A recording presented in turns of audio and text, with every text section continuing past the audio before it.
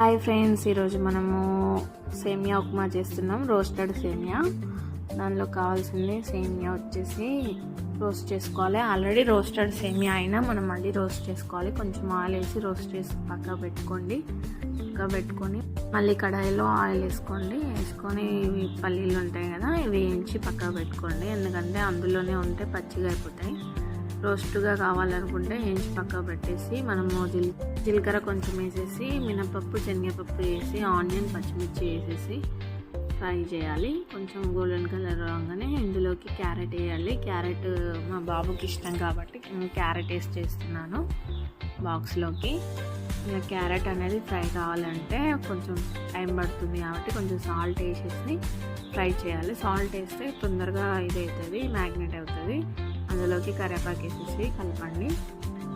ఇది కొంచెం ఫ్రై అయిన తర్వాత మనం వాటర్ తీసుకొని మనం ఏ కప్పుతో సేమియా తీసుకుంటామో అదే కప్పుతో వాటర్ వేసుకోవాలి. ఒక కప్పుకి ఒక కప్పు వాటర్ సరిపోతుంది. ఇందులో నేను నిమ్మకాయ పిండుతున్నాను. నిమ్మకాయ వచ్చేసి కొంచెం పిండితే టేస్ట్ బాగుంటుంది. మీకు నచ్చితే పిండుకోండి, లేదంటే లేదు.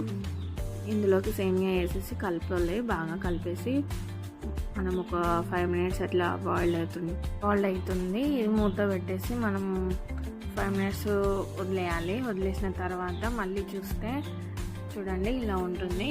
ఇలా వచ్చినప్పుడు కొంచెం సిమ్లో పెట్టాలి, ఎందుకంటే హై ఫ్లేమ్లో ఉంటే మాడిపోతుంది.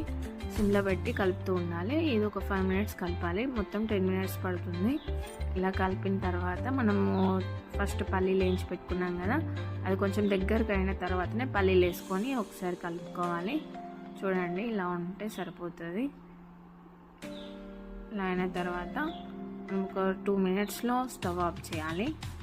కొంచెం పొడిగా ఉండాలి, అప్పుడే మనం స్టవ్ ఆఫ్ చేసుకోవాలి. చూడండి ఇలా ఉంటే సరిపోతుంది. స్టవ్ ఆఫ్ చేసుకోండి, అయిపోయింది. మరిన్ని వీడియోస్ కోసం మా ఛానల్ని ఫాలో కండి, లైక్ చేయండి, షేర్ చేయండి.